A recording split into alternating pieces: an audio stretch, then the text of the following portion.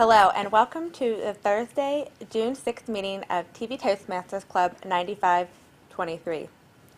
TV Toastmasters meets the first Thursday of the month at 6 p.m. and the third Saturday of the month at 9 a.m. at the Anderson Community Television Studio, located at 7855 Mile Road. To find out how you can join us, please log on to www.tvtoastmasters.com.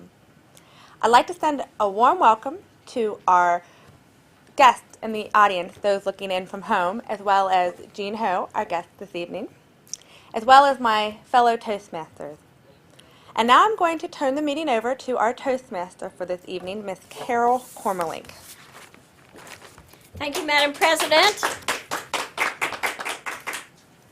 Fellow Toastmasters, our most welcome guests, and our viewing audience at home, we welcome you all to our fantastic meeting that we're going to have today. The order of business is we have an impromptu session where we have a grammarian that will give us the word of the day, and our challenge is when you come up to the lectern to use the word of the day. She also will count the ums and ahs. He will also count the ums and the ahs and the killer filler words, you knows, so, ands that we use as fillers rather than properly. Then we have the Tabletopics Master, where you are asked a question not of your choosing, and you have 1 to 2 minutes to answer that. And the green light will go on at 1, the yellow light at 1.5 minutes, and the red light at 2. Red, 2, yellow, 1.5, green when you've reached the minimum 1.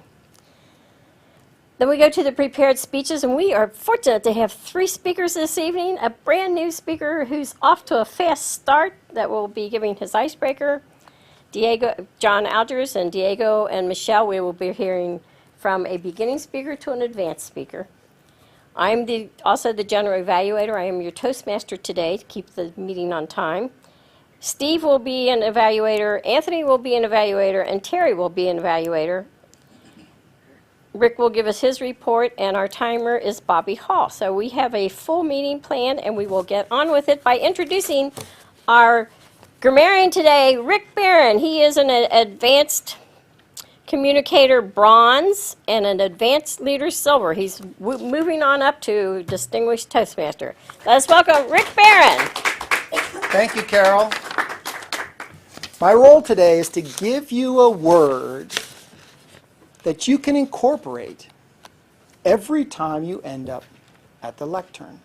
If you're here to give an evaluation, if you're here to do table topics, if you're here to give a speech, my request is that you use the word encumber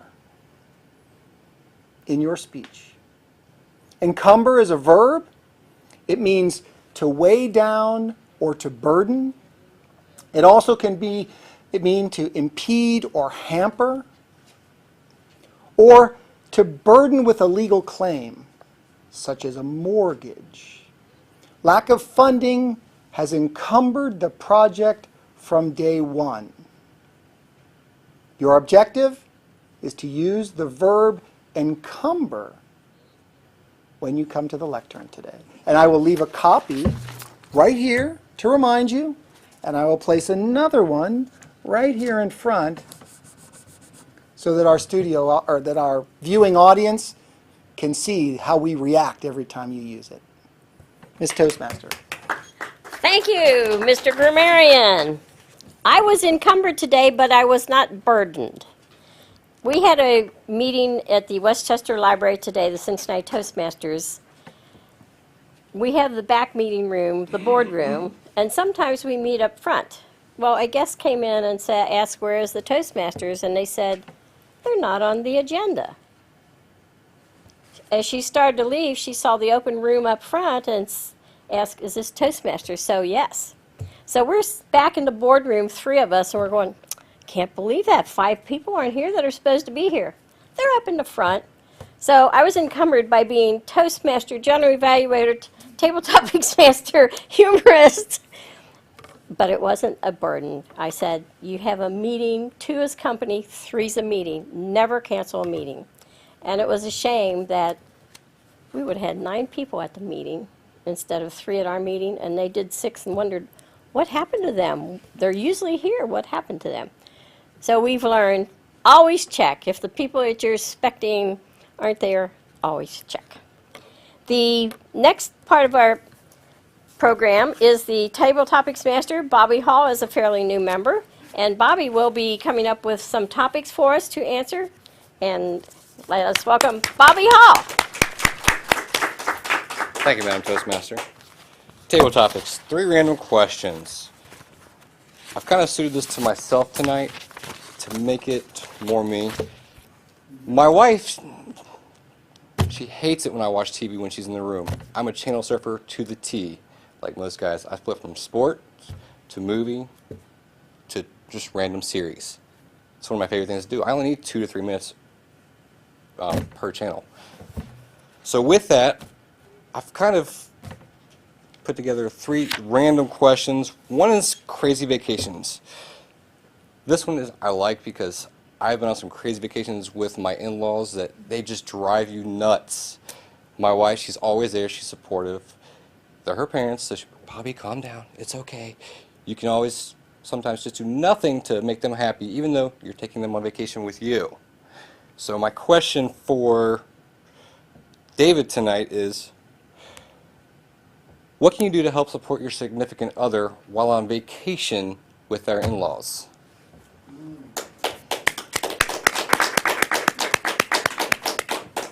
Thank you, Bobbie. Not a problem.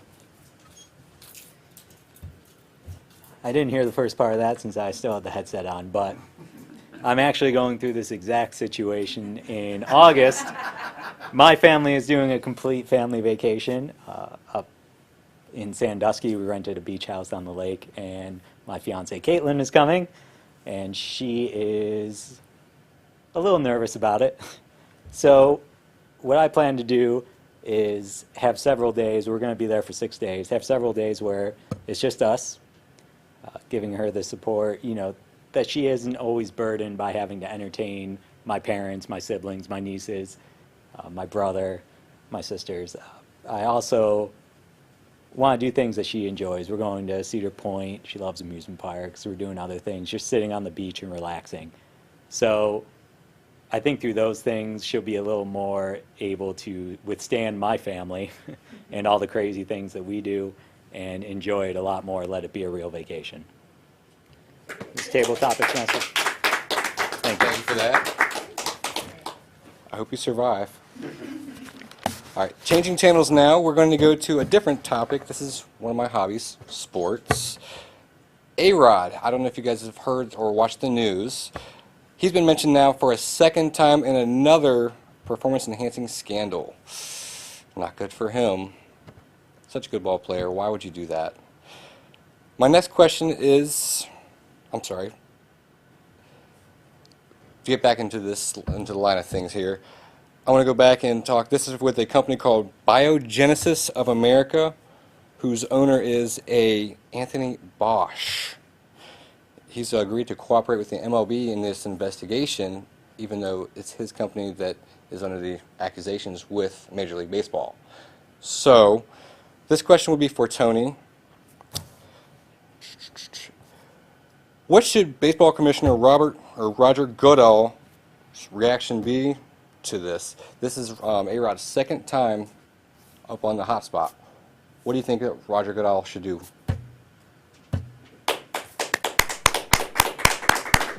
Thank you. I'll leave this just in case you need it. Thank you. Sorry. Well, this is a topic that has encumbered sports as we know it. I cannot claim to be a big sports fan.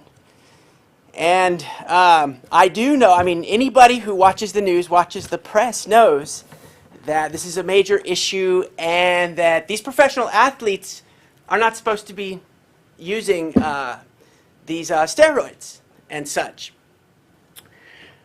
And so, I guess, you know, that's a moral issue, and people, there are many sides to this argument. Some people think that it should be okay to use them, and some people don't. But the policy of Major League Baseball is not to use, right? So this is the guy's second time. A delicate issue for, what's this guy's name? Roger? Is that his name? Well, I know A-Rod's the player, but the commissioner? Roger? Roger Goodall. See, here's the problem. They're making a lot of money off of A-Rod. So, you know, if they just get rid of him, they're going to be hurting their own financial stability. But then again, something has to be done or said. So I don't know what they should do. Maybe as a business decision, there should be some kind of a probation. Americans seem to be very forgiving, as well as, you know, people really like a good comeback story. So I think that way they could promote the image of, or they could promote, the image of being against the use of steroids, but not destroying A-Rod or hurting the league. Thank you.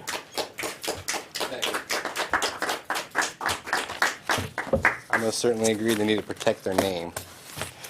Okay, switching to the last channel now. This one's under Flag Day. This is actually an idea given to me by Carol here today.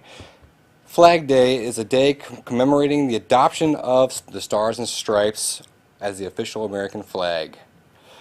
Betsy Ross sewed the first American flag in 1776. We all live in a retail world where we all have our material objects that we need. This is a touchy subject for some people. This is my last question also for, here we go, Gene. What do you think of selling a doormat flag?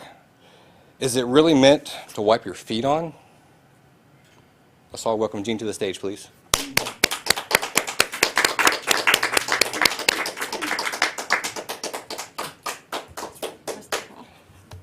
There you go. Just in case you need it. Okay. Well, a doormat flag. Well, there's something to be said about walking on the flag. I mean, to me, the flag should be something that you fly, you know, in the air, or it's a patriotic gesture. It's something that I feel symbolizes where you want to portray a higher symbol. So I really don't think it would be appropriate for a flag to be a doormat. A doormat is something you wipe your feet on. It just doesn't seem. I don't think anyone would really want to, you know, wipe their feet on something that symbolizes something. It's just like you would be wiping your feet on a flag. So I would say that I would think it would be more appropriate that, if anything, the doormat should be something more of a design rather than a symbol that means a lot to a lot of people. Thank you. Now, even though I work in retail, I couldn't agree more. I don't really like selling them, but I do. Yes. I believe that's it for Table Topics. Thank you very much. Thank you very much, Bobbie, for your first time here doing the Table Topics. Very good job. I was listening to a radio program today, and I'm not sure if they were talking about A-Rod, but they said that he was going to be suspended or going. Well, don't you have to be playing to be suspended? Isn't he already suspended? No, he's not.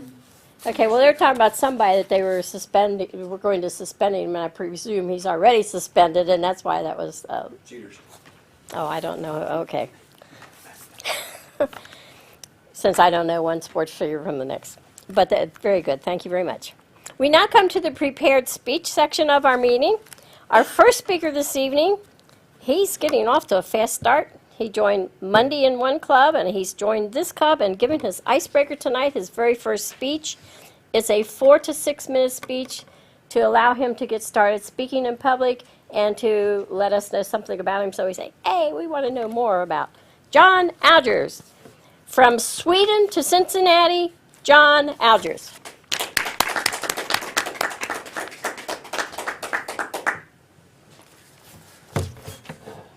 Dear Madame Toastmaster, ladies and gentlemen, I would like to explain to you why I'm here. Not why I'm standing by this podium, but why I am in America. I grew up in northern Sweden, which is in northern Europe and pretty close to the polar circle. And as you can imagine, at that place, winters were very long and very dark and very cold. And the warmest and nicest day of the year, that is what we call summer.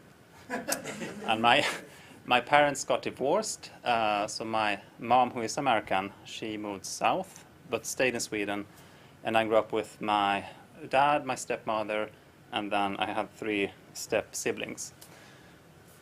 And my stepmother didn't like me very much, and I didn't like her very much. And my dad was a doctor who was working all the time, so I was, from a family situation, wasn't ideal for me. On top of that, in Sweden during these days, the country was almost a socialistic country. To give you a feeling for what life was in Sweden those days, for me and everybody else, the country only had 2 television channels, Channel 1 and Channel 2. And Channel 1 was focused on education and information, and Channel 2 was entertainment. And Channel 2 broadcasted cartoons about 30 minutes per week. So that was the situation. And life in Sweden was just not supposed to be fun during those days. Even things that could be fun were deliberately sabotaged. For instance, physical education. They would start off with lining up with the kids in a big circle, and then we would have to walk around in the circle at a very slow pace and chant a song that went something like, walk on now, we have such a long way still. The most boring song you can imagine, and just walking around in the circle. Okay. Well, only after we did that we could do something that was even remotely fun.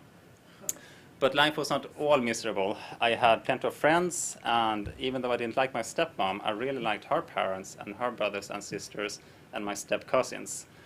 But the best memories I had during my childhood was my trips to America. So my mom was American. She wanted me to get to know my American relatives.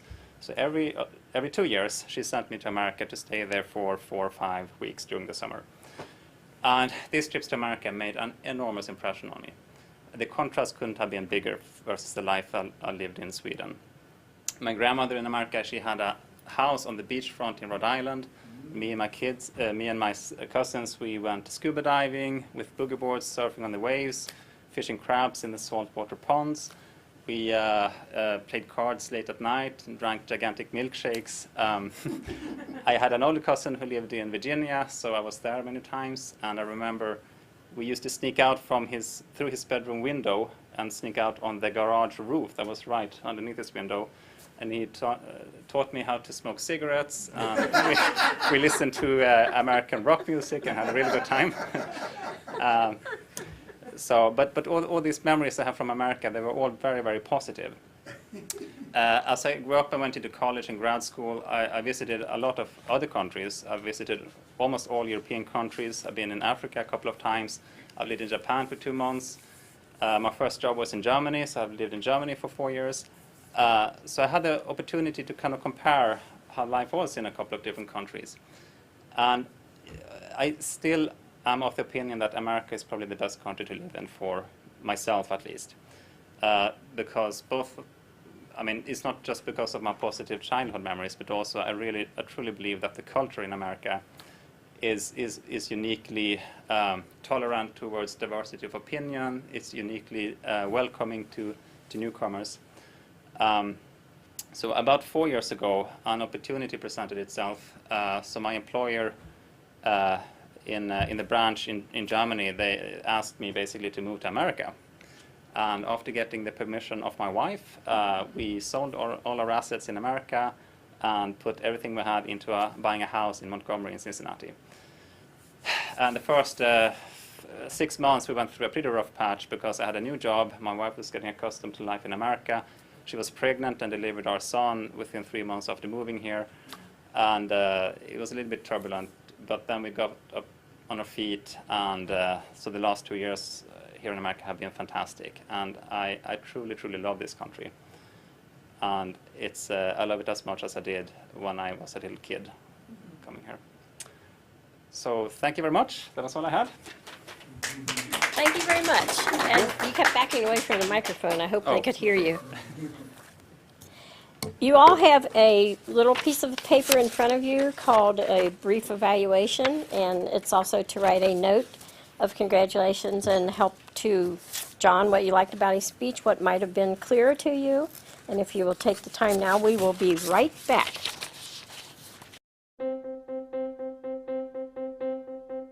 Name an effective political leader in history who couldn't speak well.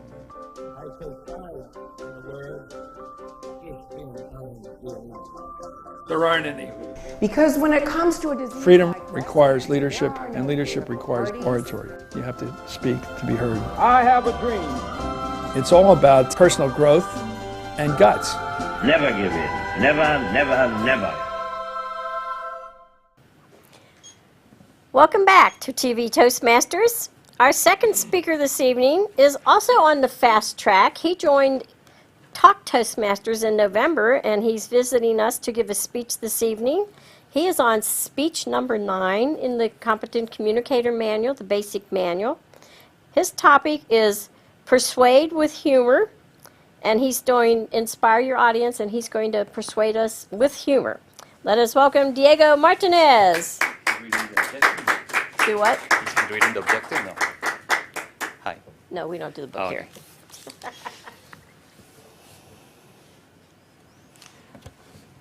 I love people who make me laugh. I honestly think it is the thing I like the most, to laugh. It cures a multitude of ills. It is probably the most important in a person. And that is a quote from Audrey Hepburn. The important thing here is we are alive, we are with a lot of joy, and every time that we communicate to others, we want to transmit the best of us. And how we do it? When we smile and when we get in the best tone to others. Today, I'm going to bring one of the topics that I like to encourage is to be able to persuade with a laugh. So I would like to know in this audience if somebody here want to raise the hand and said is allergic to laugh. Seems like nobody. That's a good thing. One of the things that come into attention is sometimes when you communicate to others, you also want to introduce some of the jokes that coming in one way could be political, could be in the moment, or also can be just spontaneous. The key of being funny is not to worry about the outcome. The key is to be authentic. The way that you communicate have to come up from your heart to your audience, and the audience will immediately absorb that kind of energy. When you release the armor of a heavy weight on you, that feel of what happened if nobody laughed at me, that's put kind of a sensor because I'm becoming like a monologue, just by myself. A humor is a great way to equalizer and extremely be effective tool to communicate to others. Sometimes there is some heat moments when you have your partner or maybe your boss and you throw out some joke and then everything changes. So it's one of the things that is important that we communicate with a laugh. I remember when I was in my last year at college when we were taking a serious test, and one of the friends we were very, very nervous about that test because there was a finance and nobody can understand too much about that professor. And he just threw a joke during the test. Everybody started laughing, and it was almost 10 minutes because there was so much energy in the room. And the professor decided, because everybody was laughing and seeing what they have in the others' papers, and instead of going and grade what the people are exchanging answers and everything, he decided to call off the test and he make another test for the next day. So that's one of the things that one person can make a difference when they are communicating to others, and just that happen. It is, in my opinion, be transparent in order to translate what you are thinking, and always smile in a way that you can relate to others. One thing that I researched was when Bill Gates and Steve Jobs get together in one of those meetings, they start making jokes each other. Who was the genius here, and who was the person who was taking the lead? Even though the two were competitors, very freely. But today, you can buy an IBM, or you can buy an who is the PC guy. So they were start making those kind of jokes, but really make the audience be more glorious about what we're talking, and also remember what they're talking. And now, obviously, when you see that video on YouTube, you laugh, and also I cry after I see that one. So what I'm bringing today is how you can be persuaded with humor. There is 5 things that you want to remember. The first thing, this is not an easy task, but you have to start lighting up. The most important is just bring up your audience to one point that you're going to start to making something that is called attention. The second thing is take a risk. Yes, it's going to be a risk that you're going to make it, because maybe the joke is not going to be funny for some, or maybe affecting others, but you have to take that risk.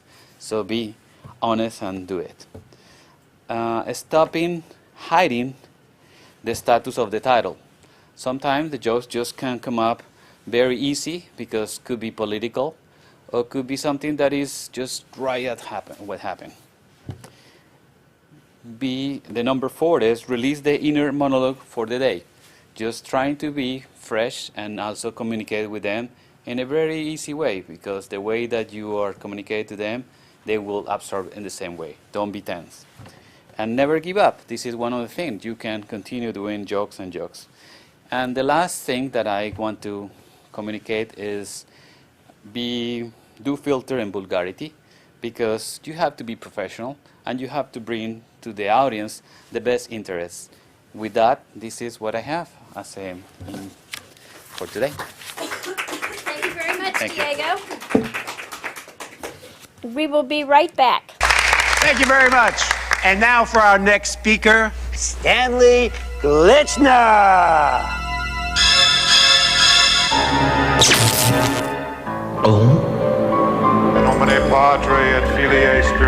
Speaking in public doesn't have to be a death sentence.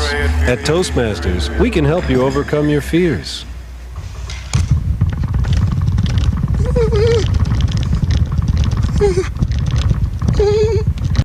Welcome back to TV Toastmasters. Our third speaker this evening will be speaking from the Advanced Manual Communicating on Video, which is what we are doing. She is doing Project 4, which is the press conference. She is supporting her, whatever her topic is, for telling us about it for 3 to 5 minutes, and then she will have the open to questions for 2 to 3 minutes. So those are her times, Bobbie, 3 to 5 and 2 to 3. I would like to welcome our president, Michelle Lewis, competent communicator, and she's into the advanced now, and her title is, where did I put that? Sustainable. Sustainable. Michelle Lewis, Sustainable. Good evening. My name is Michelle Lewis, and I'm here on behalf of the Hamilton Ingredients Company.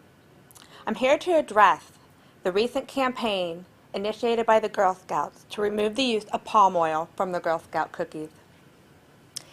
This has spurred a widespread opposition to the use of palm oil in consumer product goods.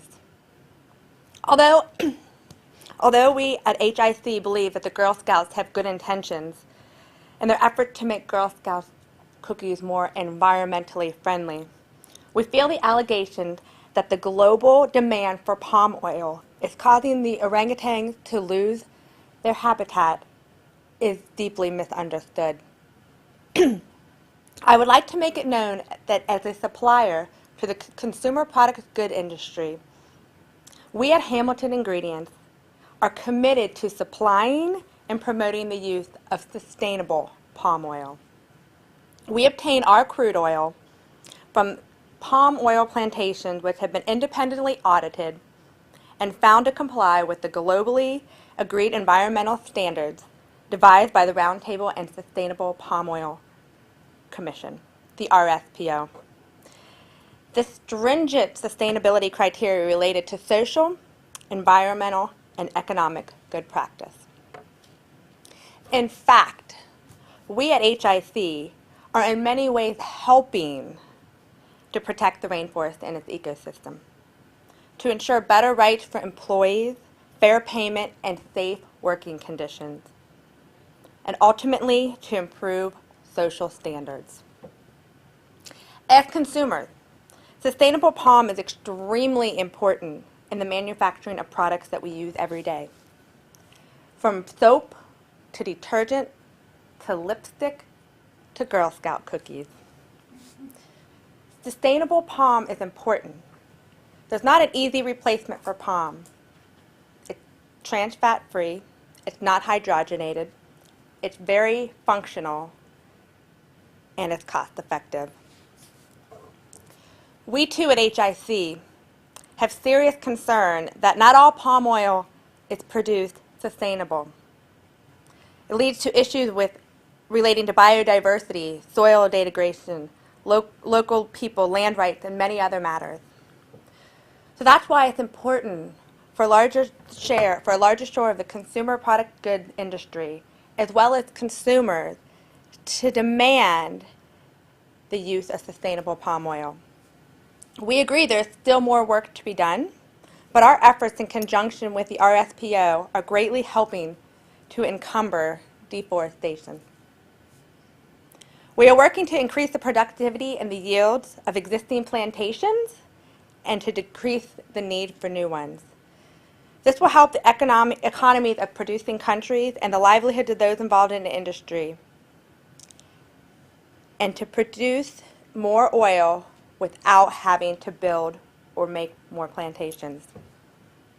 Palm oil offers an outstanding opportunity to provide a sustainable source of food, ingredients, and nutrition for much of the world's population. There needs to be a clear distinction between sustainable and non-sustainable palm. And I can attest that HIC is using sustainable palm. We want to assure you, the general public, the press, the Girl Scouts of America, to have confidence in us that we are responsibly producing palm oil. We also do not want the orangutans to lose their habitat. I will now open this up for questions from the press. What percentage of palm oil is currently raised sustainably? So the gentleman here in the front just asked what percent of palm oil is currently raised sustainably. And to my knowledge, I would say 60% of the palm oil is currently sustainable. But that means there's still a lot of room for work. Gentleman here in the front. Does the palm oil taste the same as the original? Sustainable, it is not processed any different. It's processed in different manners. It does not taste any different. If you replaced the palm oil in your Girl Scout cookies, they would never be the same.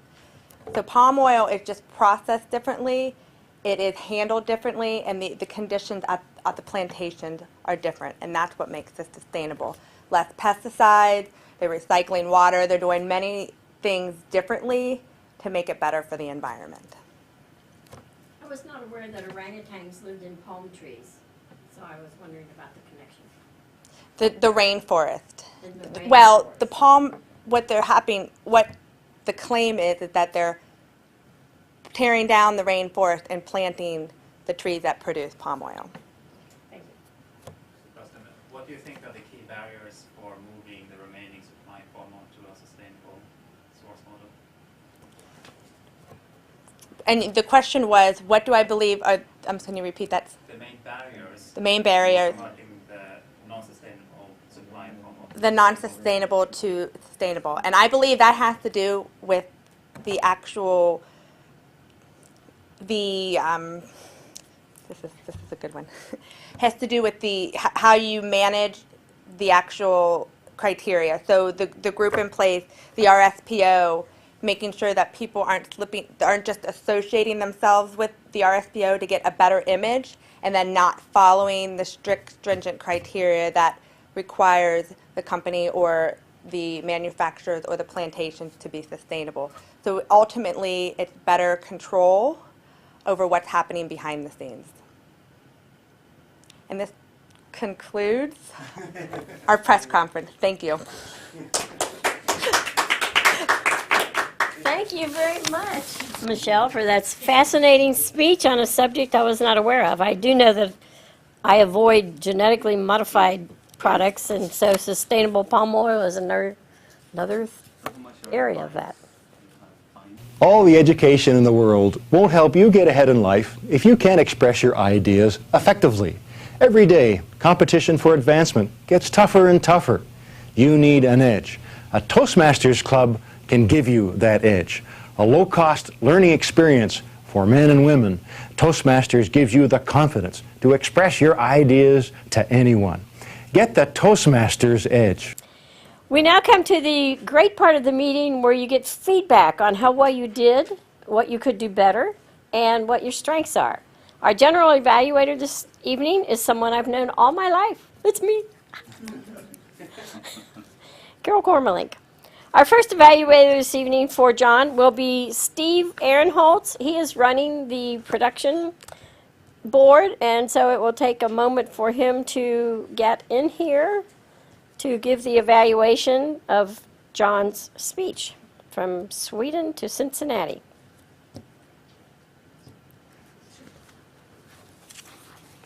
Let us welcome, oh, the door's locked, so somebody unlock the door.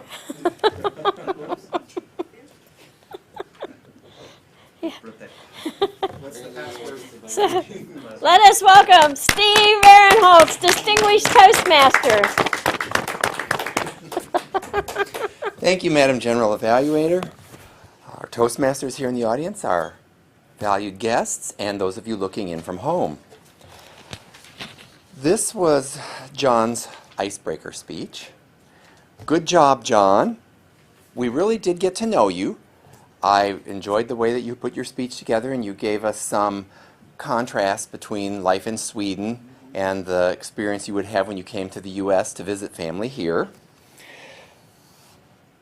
The evaluation asks me what strong points you have, and among your strong points I include good use of gestures, minimal reliance on notes, especially as an icebreaker speech, and you had good volume. One of the things you asked me to evaluate was what your vocal variety was, and I noticed that you have some of the same challenges that I have, which is you tend to talk somewhat monotonic rather than getting louder and softer to add emphasis. Another thing you can do is use pauses for a point that you want to make. How well did we get to know the speaker? I think that we got a really nice insight into your background and a little bit of when you were growing up, your family, and you also brought us up to today. So you actually followed a chronological progression in your speech. So you did have an opening, body, and conclusion. You also used gestures very well, because there were a couple of things that you were talking about when you were talking about going around in the circle and you used your arm to indicate a circle. There were a couple of other instances where you used good gestures as well. One of the things that you did do that I think is probably just getting used to what do I do with my hands, you sometimes did some hand clasping, and you can put your hands down at your side or you can just rest them lightly on the lectern. But that was one thing that I noticed you sort of had a home posture where you would go back to that, and you can do other things with your hands as well. Let me see, what else do I have here? I liked the presentation a lot. I thought it was quite informative. Eye contact was one of the other things that you wanted me to look at. I'm looking at your speech from the perspective of the audience at home, because I'm looking at it on the monitors as well as looking in here from the control booth to see what you're doing. It looked to me like you were tending to look more across the back of the room rather than down at some of the people in the audience here. That's not all bad, because we have cameras and we want to include our audience that's looking in from home. But I sometimes had the feeling that you were kind of just looking over the audience here in the studio, and you really want to try and engage some of the people here as well as the camera so that you're talking to everyone. Your overall speaking was conversational in nature. I thought you did a really good job, and I look forward to hearing your next speech. Madam General Evaluator. Thank you very much, Steve. Our next evaluator this evening, evaluating Diego's speech, is Anthony Martinez. Anthony, the two Martinez. Anthony is evaluating Diego. Yes. Let us welcome Anthony. Thank you, Madam Speaker. Thank you. Anthony Martinez evaluating Diego Martinez. All right. The Martinez brothers. Okay. I thought your speech was very well organized in the way that it flowed from point to point, opening, body, and conclusion.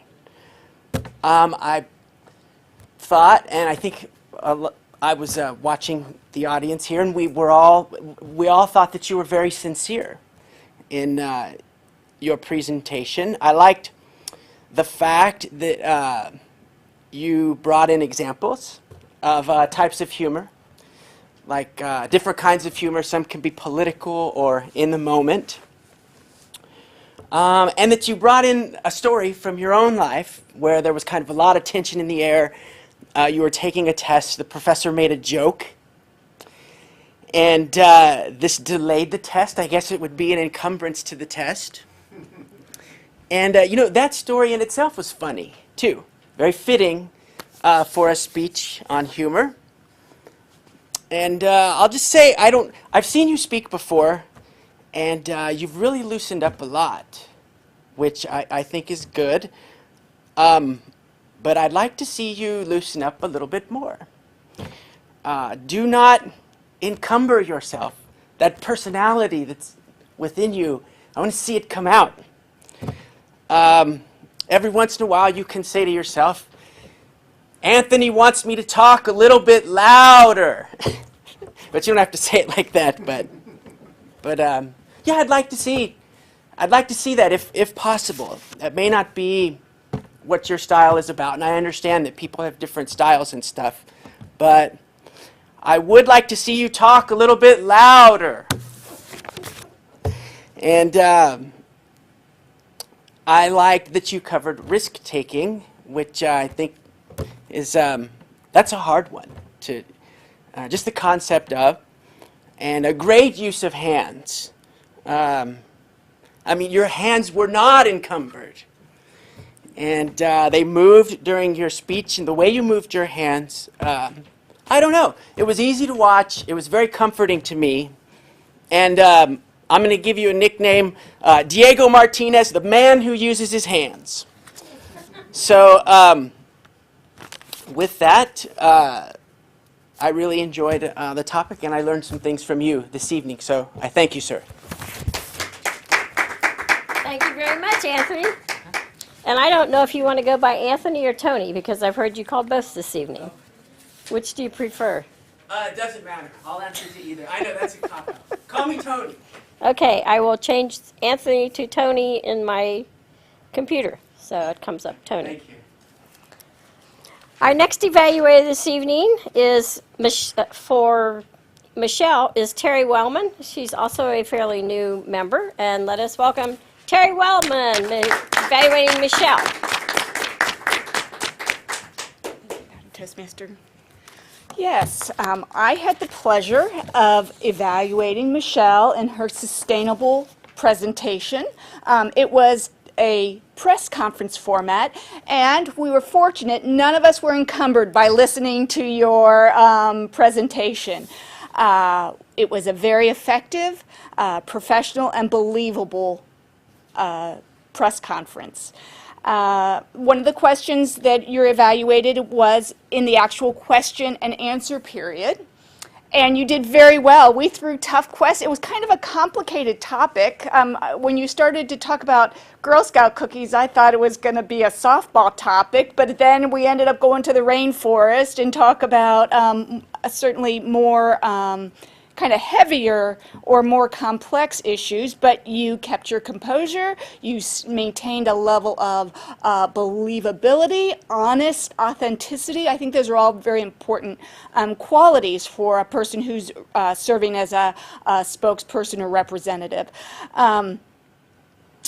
You were certainly well prepared. You brought in not only industry standards, but also kind of hit those hot topics, those social hot topics where where the audience would be, or possibly the media, the reporter would certainly be looking for.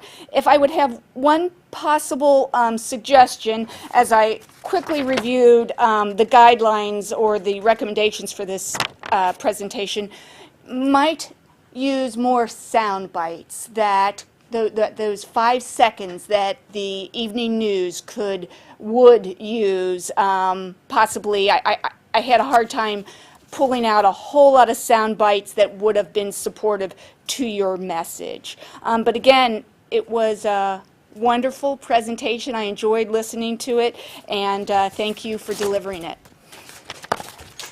Thank you very much, Terry. Great evaluation.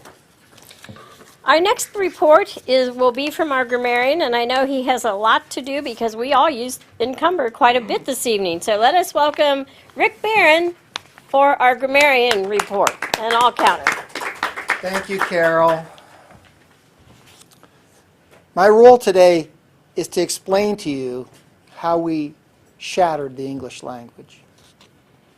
It occurred a few times, but in most cases, it tends to be words that people use together. Tony, in a lot of cases, you use ah and together, kind of as transition words. And Terry, the same was true with you. And what I find, and actually Michelle, the same, I think, in your question and answer period, that in a lot of cases what I find is if I just pause and think, you eliminate virtually all of those ahs and ums, and people think you're so intellectual because you pause for emphasis, and they're like, wow, look at him. He's really making this work. In terms of the word of the day, Carol used encumbered once. Tony used it once during his table topic and 3 times during his evaluation. I also noticed that Terry used encumber in her evaluation as well. For other grammatical crutches, Bobbie, I thought you were going to make it all the way through until you got to the very end and you said, so this question is for Tony, and then you said, so with that. So twice. I thought you were going to make it all the way to the end, then you threw in the 2 so's. Jean, your favorite was ah in your table topics response. I counted 7 ahs. John, what I discovered with yours is and ah. Kind of use those together in sentences. I counted 3 lip smacks, and that may just have been nervousness. And then we consider this the podium the lectern. I get them reversed too. The lectern and the podium, and you reverse that in your speech. Diego, your favorite was and. I counted 6 ands that you used kind of to hold words and sentences together. And just this happened, and the last thing, so go back over the tape and you'll see, I think, and a couple of times. Steve, I did catch 3 so's. So you were actually, so you had an opening body. I couldn't catch the exact details of the last one. Overall, everybody did a really good job in terms of presence up here, comfort up here, and really taking a look at combining 2 of those crutch words together seems to be where we were encumbered today. General evaluator. Thank you, Rick. Our last report is the timer report by Bobbie Hall. If you will come up and let us know how well we did today. Bobbie Hall. Thank you, Mayor. So, all-counter grammarian, 1 minute 15 seconds today. Tabletopics, David, you, with your vacation speech, we're at 1 minute 4 seconds. Just made it. Good job. Anthony, with your baseball, or Tony, which one we're going to go with today? Here we go. It's all right. You did a good job. You were at 2 minutes 4 seconds, especially for someone who said that they didn't really follow sports that much. You actually kept it going right along, so that was pretty good. And Gene, you were at 1 minute 26 seconds. You almost lost your way, but found it right back in. I like that, so good job. And John, you had a great speech. I like that very much. Thank you. You were at 5 minutes and 2 seconds, so you did a good job, especially for an icebreaker. You weren't as bad as I went like 8 minutes. I was way over there like, stop, stop. So that was really, really good. Did I say it again? All right, Diego, 5 minutes and 46 seconds. I really enjoyed your speech as well. You gave a lot of different references. I like the school thing, like you said. That was great. That was pretty funny. And finally, Michelle. I hope. Michelle, you did a great job on your speech. I know there were hard questions. You were at 5 minutes 40. I'm sorry, wrong one. 3 minutes 48 seconds on the first part. 2 minutes 24 seconds on the second part. So, is that the time you were looking for? Great. All right, evaluations. Steve, you were at 3 minutes 18 seconds. Tony, this time, you were at 2 minutes and 47 seconds. And Terry, almost lost your track there. You were at 2 minutes 4 seconds for your evaluation. And there was no time counting for you, or at least not on the sheet, so that's where I stopped at. All right, thank you.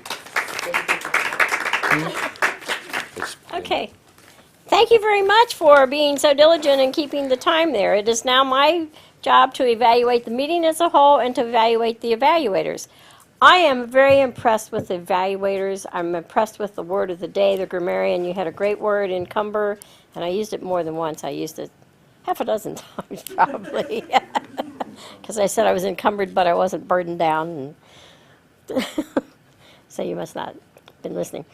On the evaluators, they did such a fantastic job. I like that Steve, he gave John good feedback on what he did well with his gestures and that, and gave him the opportunities of what to do with these hands that he had and about using eye contact. Steve, the one thing you might have added, maybe you didn't notice it when you were taping the presentation, he kept backing away,